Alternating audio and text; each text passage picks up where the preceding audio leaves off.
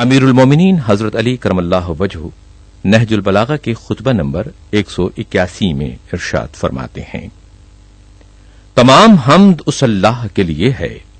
کہ جو بن دیکھے جانا پہچانا ہوا اور بے رنج و تعاب اٹھائے ہر چیز کا پیدا کرنے والا ہے۔ اس نے اپنی قدرت سے مخلوقات کو پیدا کیا اور اپنی عزت و جلالت کے پیش نظر فرمانرواؤں سے اطاعت و بندگی لی اور اپنے جود و عطا کی بدولت باعظمت لوگوں پر سرداری کی۔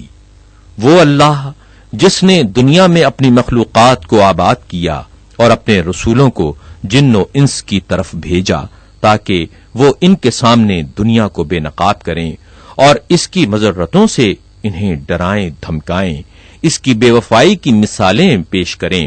اور اس کی صحت و بیماری کے تغیرات سے ایک دم انہیں پوری پوری عبرت دلانے کا سامان کر دیں، اور اس کے عیوب اور حلال و حرام کے ذرائع اکتساب اور فرمانبرداروں اور نافرمانوں کے لیے جو بہشت و دوزخ اور عزت و ذلت کے سامان اللہ نے مہیا کیے ہیں دکھلائیں۔ میں اس ذات کی طرف ہمتن متوجہ ہو کر اس کی ایسی حمد و ثنا کرتا ہوں جیسی حمد اس نے اپنی مخلوقات سے چاہی ہے۔ اس نے ہر شے کا اندازہ اور ہر اندازے کی ایک مدت اور ہر مدت کے لیے ایک نوشتہ قرار دیا ہے۔ امیر المومنین حضرت علی کرم اللہ وجہہ اپنے اسی خطبے میں ارشاد فرماتے ہیں، قرآن اچھائیوں کا حکم دینے والا، برائیوں سے روکنے والا، بظاہر خاموش اور بباطن گویا اور مخلوقات پر اللہ کی حجت ہے کہ جس پر عمل کرنے کا اس نے بندوں سے عہد لیا ہے اور ان کے نفسوں کو اس کا پابند بنایا ہے، اس کے نور کو کامل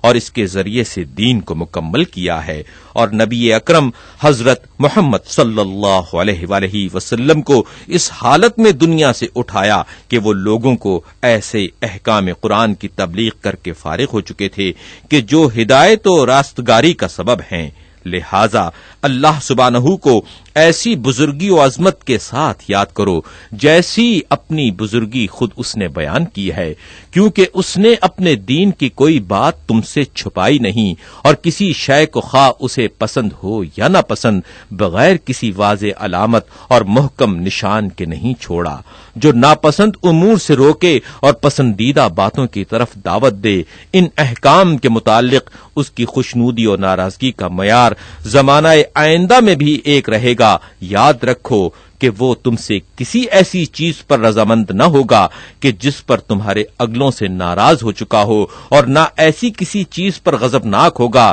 کہ جس پر پہلے لوگوں سے خوش رہ چکا ہو۔ تمہیں تو بس یہی چاہیے کہ تم واضح نشانوں پر چلتے رہو اور تم سے پہلے لوگوں نے جو کہا ہے اسے دہراتے رہو۔ وہ تمہاری ضروریات دنیا کا ذمہ لے چکا ہے اور تمہیں صرف شکر گزار رہنے کی ترغیب دی ہے، اور تم پر واجب کیا ہے کہ اپنی زبان سے اس کا ذکر کرتے رہو، اور تمہیں تقوی و پرہیزگاری کی ہدایت کی ہے اور اسے اپنی رضا و خوشنودی کی حد آخر اور مخلوق سے اپنا مدعا قرار دیا ہے۔ اس اللہ سے ڈرو کہ تم جس کی نظروں کے سامنے ہو اور جس کے ہاتھ میں تمہاری پیشانیوں کے بال اور جس کے قبضہ قدرت میں تمہارا اٹھنا بیٹھنا اور چلنا پھرنا ہے، اگر تم کوئی بات مخفی رکھو گے تو وہ اسے جان لے گا اور ظاہر کرو گے تو اسے لکھ لے گا، یوں کہ اس نے تم پر نگہبانی کرنے والے مکرم فرشتے مقرر کر رکھے ہیں، وہ کسی حق کو نظر انداز اور کسی غلط چیز کو درج نہیں کرتے۔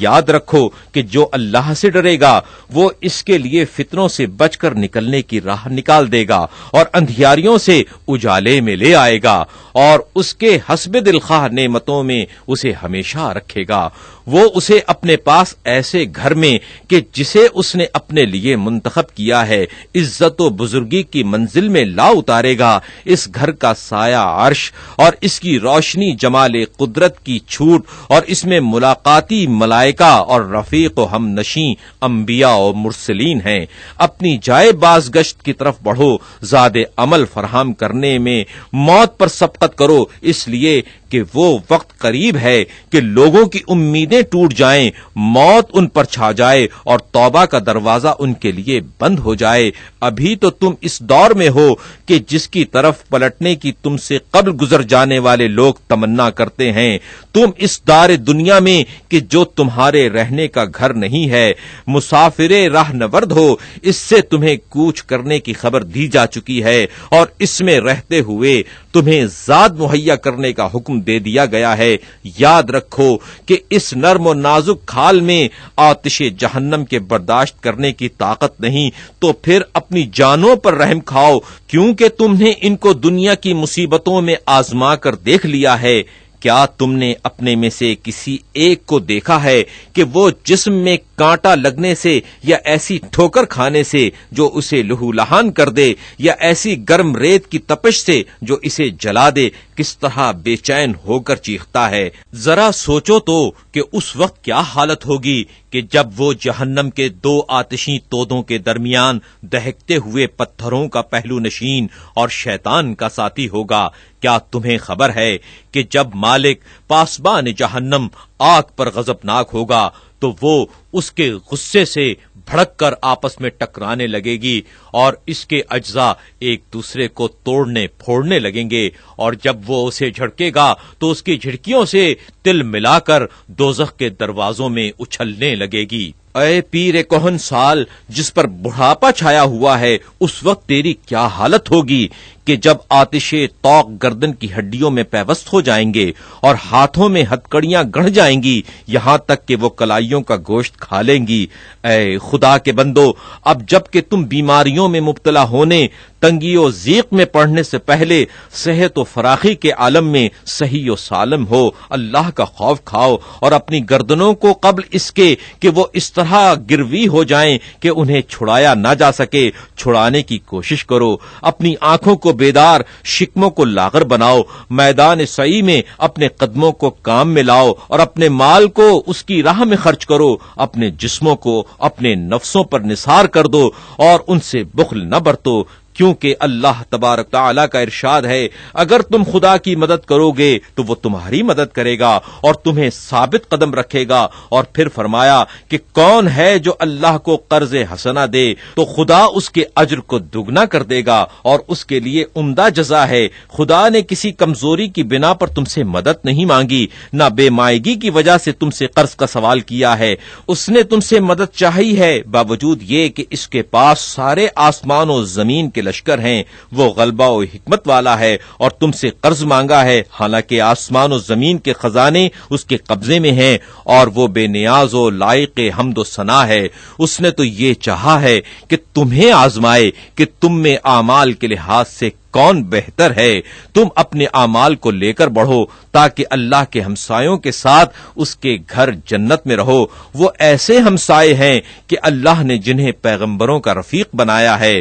اور فرشتوں کو ان کی ملاقات کا حکم دیا ہے اور ان کے کانوں کو ہمیشہ کے لیے محفوظ رکھا ہے کہ آگ کی اذیتوں کی بھنک ان میں نہ پڑے، اور ان کے جسموں کو بچائے رکھا ہے کہ وہ رنج اور تکان سے دوچار نہ ہوں۔ یہ خدا کا فضل ہے، وہ جس کو چاہتا ہے عطا کرتا ہے، اور خدا تو بڑے فضل و کرم والا ہے۔ میں وہی کہہ رہا ہوں جو تم سن رہے ہو، میرے اور تمہارے نفسوں کے لیے اللہ ہی مددگار ہے اور وہی میرے لیے کافی اور اچھا کارساز ہے۔